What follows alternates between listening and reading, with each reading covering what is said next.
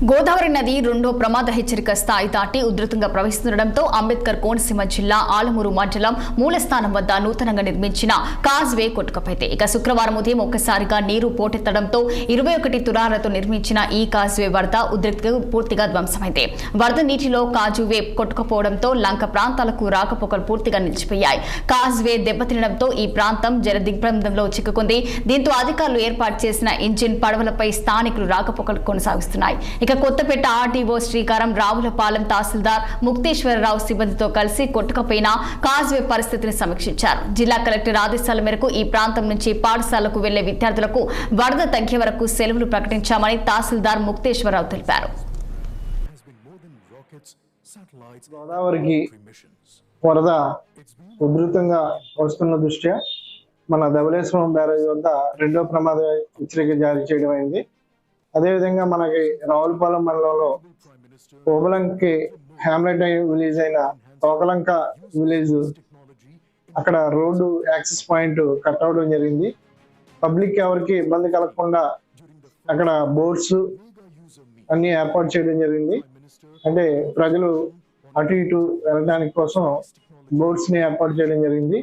అదేవిధంగా గౌరవ జిల్లా కలెక్టర్ గారి ఆదేశాల ప్రకారం గోదావరి వరద తగ్గే వరకు కూడా తోకలంక విలేజ్ లో ఉన్న స్టూడెంట్స్ బయటకు వచ్చి ఇక్కడ స్కూల్స్ కానీ కాన్వెంట్లు కానీ చదువుకున్న విద్యార్థులందరికీ కూడా సెలవు ప్రకటించడం జరిగింది.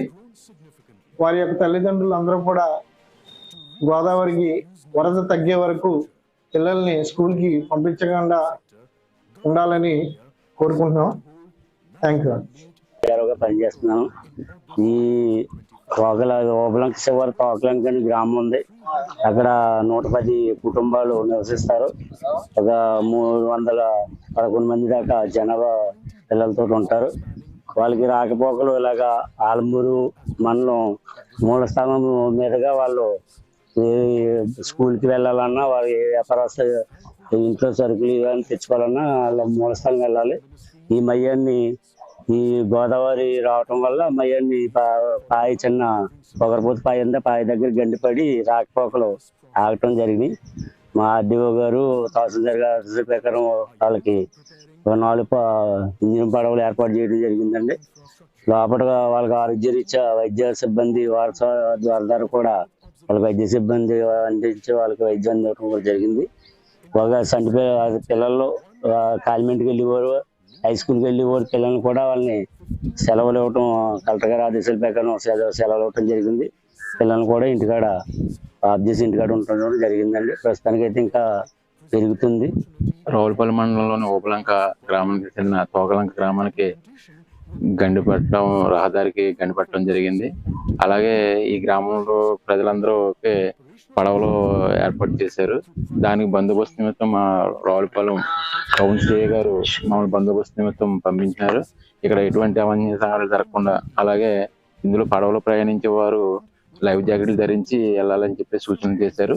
దాని ప్రకారం ఇక్కడ బందోబస్తుగా ఉండి లోపలికి వెళ్లే జనాలందరినీ లైఫ్ జాకెట్లు ధరించే విధంగా మేము చూసి బందోబస్తు నిర్వహిస్తున్నాం. నిర్మల్ జిల్లా బైన్సాలో ఆన్లైన్ బెట్టింగ్ కేసును పోలీసులు